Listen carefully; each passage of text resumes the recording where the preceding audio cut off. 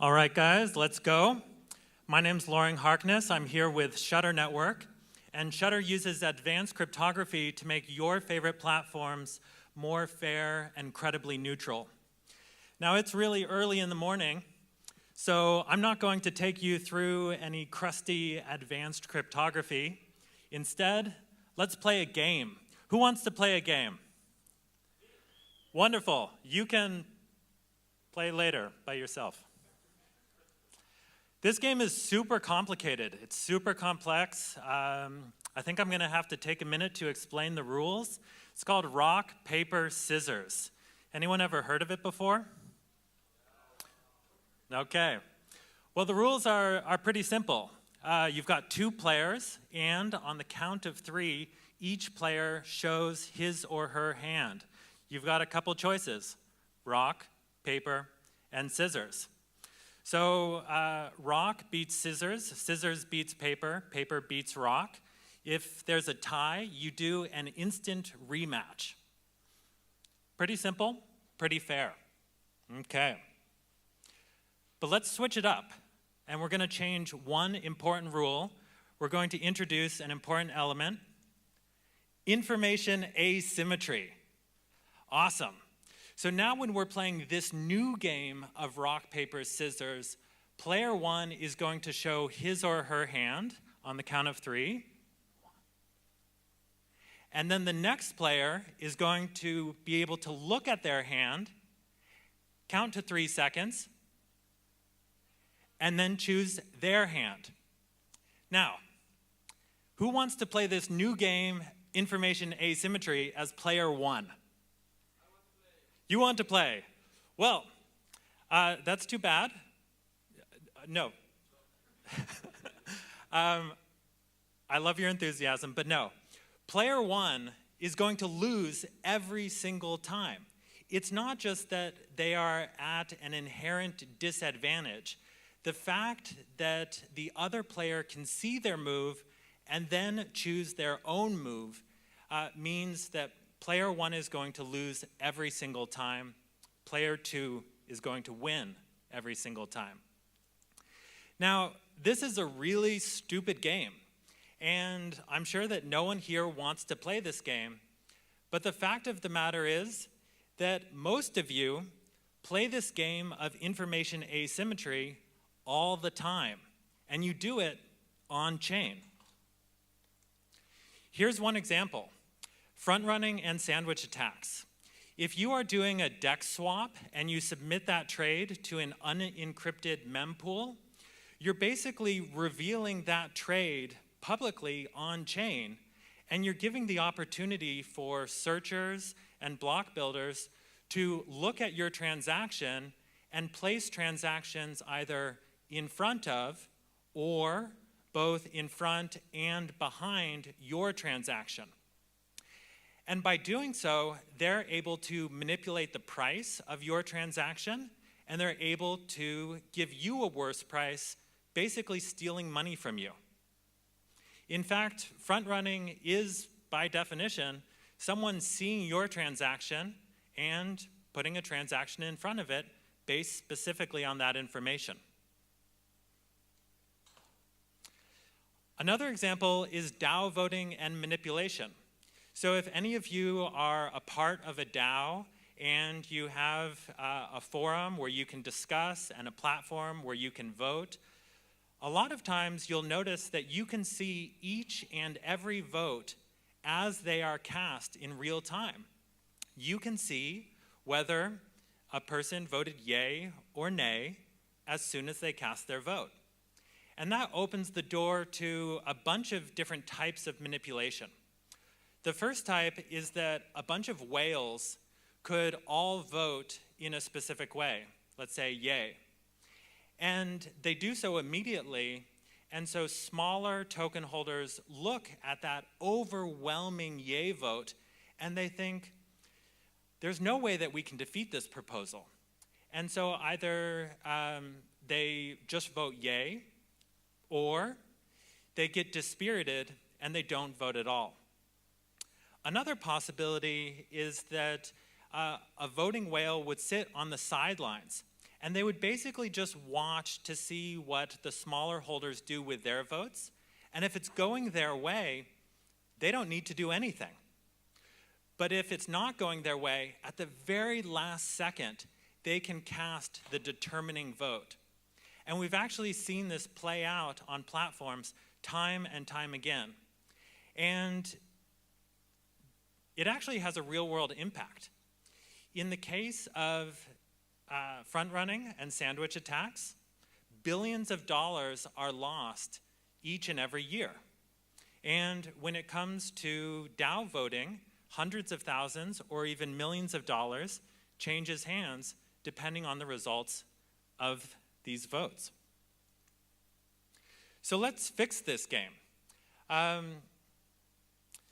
Let's introduce something called a commit and reveal scheme. And a commit and reveal scheme is exactly what it sounds like. You get both of the players to commit to their moves, right? And we'll lock them in place, and then we will reveal them. This way, no one has the benefit of information asymmetry. But who's going to monitor them? Who's going to enforce this commit and reveal scheme? Well, let's introduce a trusted third party, right? Give it up for trusted third parties. No. The whole reason we are in crypto is because we don't like trusted third parties, right? It is against the core ethos of blockchains and crypto. And there's a couple of reasons why. When you introduce a trusted third party, yes, you might solve one problem, the problem of information asymmetry, but you're introducing other problems. One problem which you might introduce is corruption. Let's imagine we're playing a very high-stakes game of rock, paper, scissors for $100 million. If I was player one, I would be willing to bribe the trusted third party for $99 million if it meant that I could take home $1 million.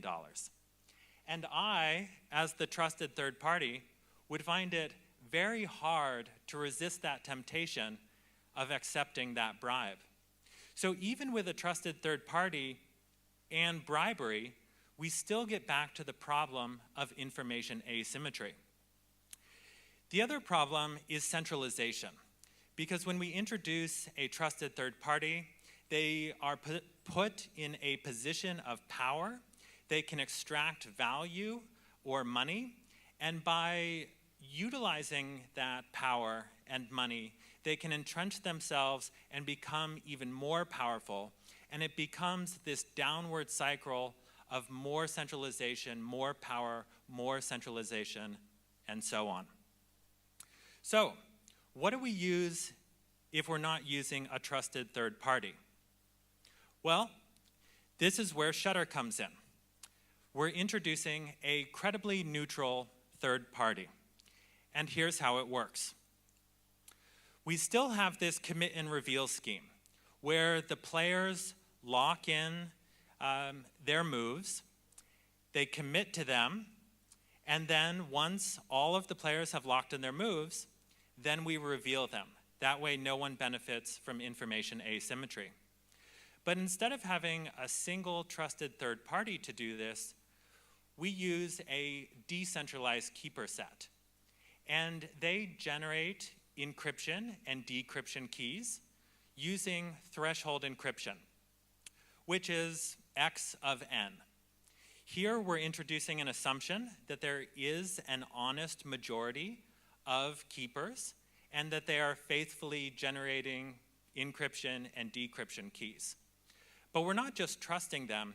We have a number of mechanisms in order to enforce this. One of those is snitching, where if a keeper does try to collude, another keeper can snitch on them and get a reward for doing so. And then another one is staking and slashing. So the keepers themselves need to stake some money in order to be a keeper, and also members of the community can stake in order to vouch for and say that they have good faith in a keeper. If any of those keepers collude, then their stakes are slashed. So let's go back and apply this idea of a credibly neutral third party to some of these examples that we talked about earlier, starting with front-running and sandwich attacks. Shudder has shielded trading on Gnosis Chain, which we launched in July of this year, and it's pretty simple. A user submits their transaction, such as a DEX swap, and it gets picked up by an encrypting RPC, which uses the encryption key generated by the keeper set to encrypt that transaction. And then the encrypted transaction is added to the public mempool. A builder takes that and confirms the place of the transaction within the block. And since the transaction is encrypted, the builder doesn't know the contents of the transaction.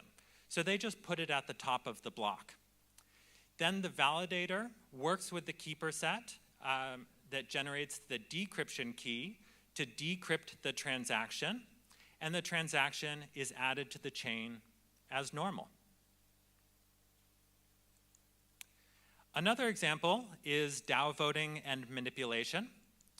And Shudder has shielded voting on Snapshot. We launched it in October 2022, 2 years ago, and it has already protected 634 DAOs.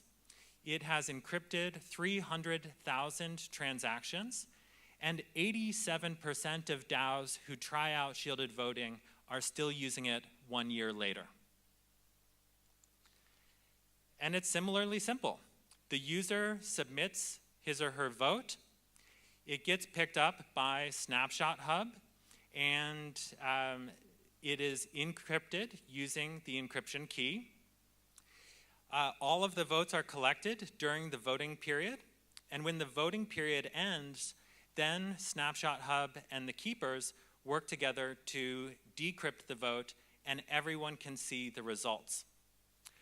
One of the really nice things about shielded voting is that although the content of the vote is encrypted, you can still see how much voting power was deployed, and so you can know whether or not that particular proposal has reached quorum. So, that is a quick introduction to Shudder, which, as I mentioned, uses advanced cryptography to make your favorite platforms more fair and credibly neutral.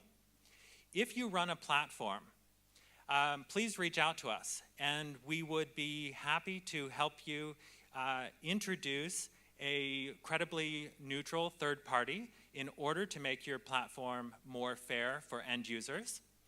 And if you're an end user, you can go to Gnosis Chain or Snapshot, and you can protect yourself from sandwich attacks and front running, and also from DAO vote manipulation. If you'd like to learn more about any of the topics we discussed here today, head on over to shudder.network. My name's Harkness. Thank you so much.